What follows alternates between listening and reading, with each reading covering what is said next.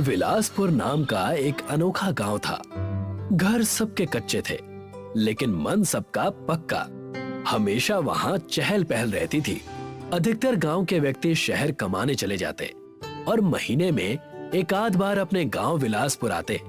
गांव की महिलाएं कुछ न कुछ छोटे काम करके घर के खर्चे चलाया करती थी।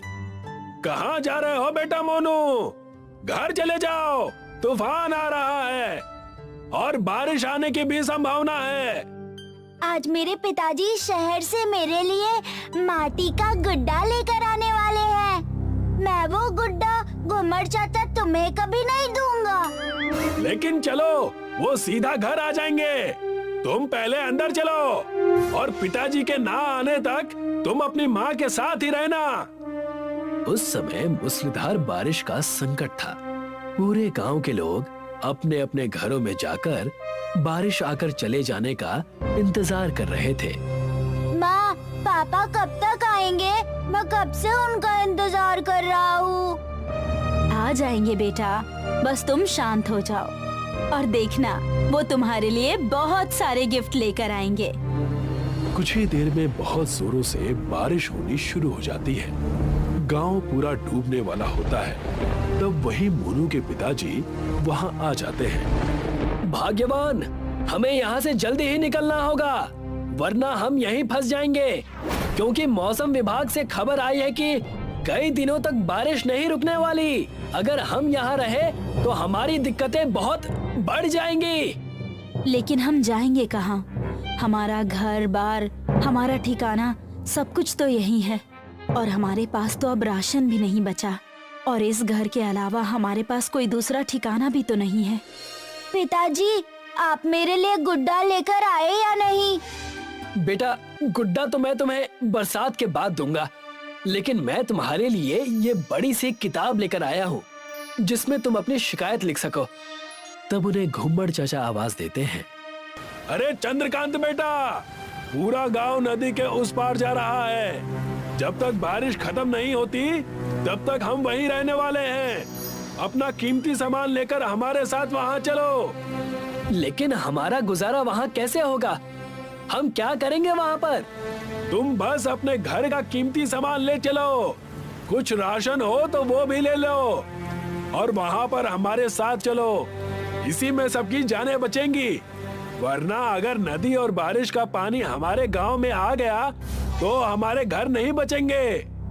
चंद्रकांत अपने परिवार और कीमती सामान लेकर जा ही रहा था कि मोनू ने अपने साथ किताब भी ले ली।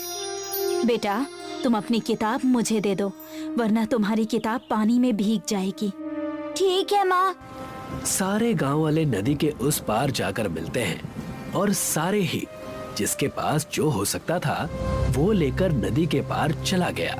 किसी ने बासी खाना लिया तो किसी ने अपने कपड़े और जेवरात। नदी के तट पर गांव वाले बारिश रुकने का इंतजार कर रहे थे। पूरे एक दिन उस तट पर बिताने के बाद ना राशन बचा, ना ठिकाना।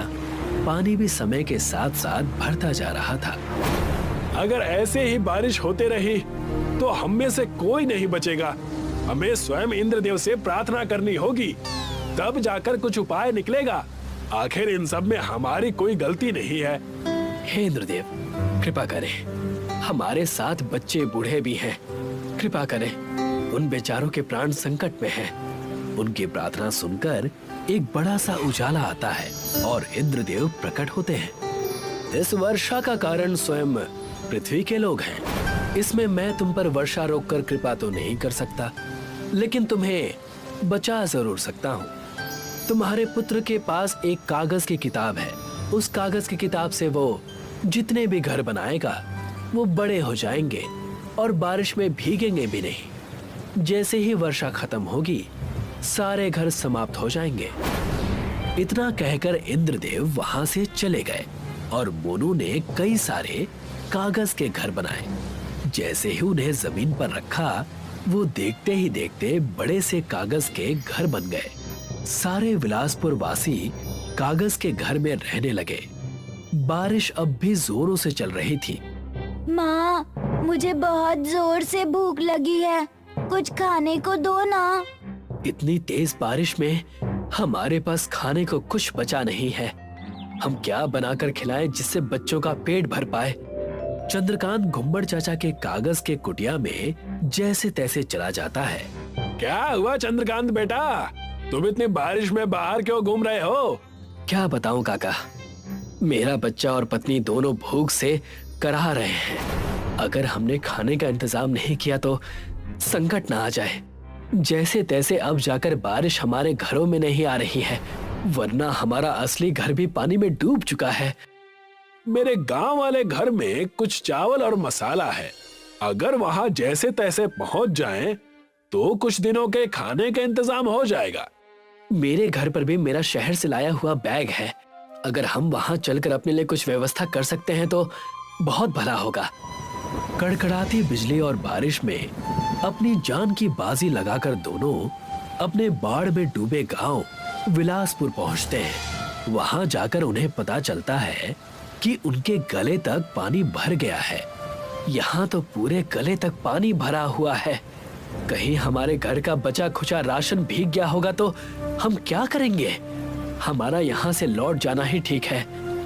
नहीं, मैंने अपना राशन घर के ऊपर स्टील की टंकी में रखा हुआ है। अगर हम मेरे घर से वो टंकी ले चलें, तो हमारा काम बन जाएगा। रुकिए, मैं जाकर ले आता हूँ, आप यहीं ठहरिए। चंद्रकांत घुम्मड़ चाचा के घर जाकर, जो घर पानी से आधा भरा हुआ था, वहाँ से राशन की टंकी ले लेता है। घुम्मड़ चाचा और चंद्रकांत सारा राशन लेकर कागज के गांव पहुँचते हैं। उनके हाथ में राशन देखकर पूरे गांव वाले बेहद खुश हो जाते हैं। इस चावल से हम खिचड़ी बनाकर खा सकते हैं। इससे हम कुछ दिन और यहाँ अच्छे से बिता लेंगे और सबका पेट भी भर जाएगा। पूरे 2 दिन बीतने के बाद बारिश हल्की कम हो जाती है। लगता है बारिश बंद होने वाली है।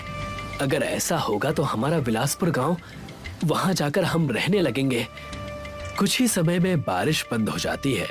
सारे बेहद खुश हो जाते हैं। बारिश के बंद होते ही कागज का गांव इंद्रदेव के कहे अनुसार गायब हो जाता है। सारे अपने गांव विलासपुर पहुंचकर पानी कम होने का इंतजार करने लगते हैं। अरे देखो, कच्चे घर इतने भीगने के बाद भी नहीं डूबे। ये जरूर इंद्रदेव की महिमा है। ये अब मैं अपने असली घर में रहूंगा। हाँ बेटा, तुम अब यहाँ पर रहोगे। सारे गांव वाले अपना घर अच्छा पाकर खुशी खुशी विलासपुर में जीवन व्यतीत करने लगते हैं।